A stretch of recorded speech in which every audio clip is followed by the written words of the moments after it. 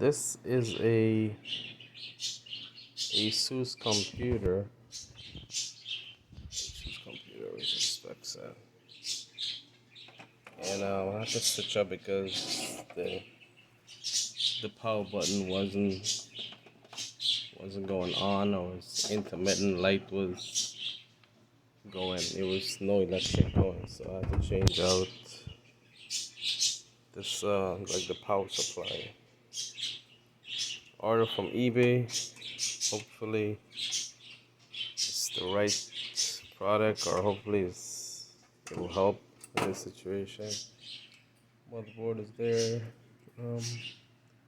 Just a simple, hopefully it's a simple fix, but if not, I have to trash the whole damn thing. It's an old computer, like I think 8 years old. Alright, let's see.